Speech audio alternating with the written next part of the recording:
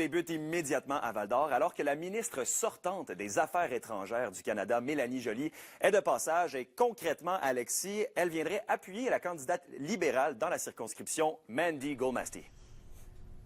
Oui, parce qu'en ce moment, le vote est assez serré entre les libéraux de Mme Goldmasty et le bloc de Mme Sylvie Bérubé. C'était important pour Mélanie Joly aujourd'hui de venir rencontrer la communauté de Val-d'Or et surtout rappeler également l'importance de cette élection dans le contexte politique que l'on connaît avec nos voisins du Sud, bien évidemment. Elle croit fortement que Mme Mandy Goldmasty est la candidate de choix pour desservir la circonscription d'Abitibi-Baie-James-Unavik-Ayou. On écoute là-dessus Mme Joly. Femme qui a une très grande connaissance de la région, mais aussi qui est une leader naturelle et qui fait en sorte, avec son charisme, avec son intelligence, de pouvoir ramener tout le monde à la table.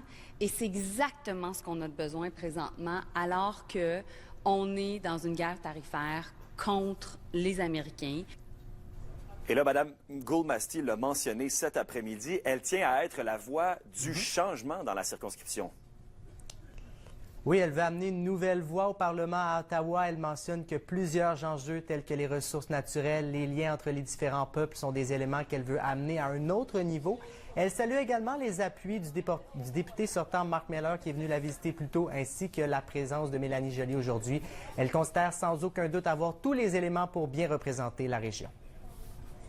Je pense que c'est temps qu'il y ait un candidat sérieux ici, qui peut parler pour nous à Ottawa avec une voix claire, une voix forte. On sait ici à Abitibi, il y a plusieurs entreprises qui ont un impact mondial, des relations mondiales, ont des ventes mondiales.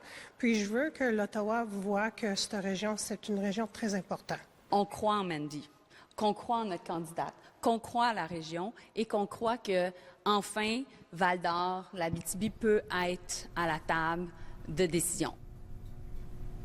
Et bon, Alexandre, Mme Joly est venue appuyer aujourd'hui la candidate libérale et demain, ce sera au tour du chef du Bloc québécois, Yves-François Blanchet, de venir faire son tour à Val-d'Or pour appuyer la députée sortante Sylvie Bérubé. Merci beaucoup, Alexis.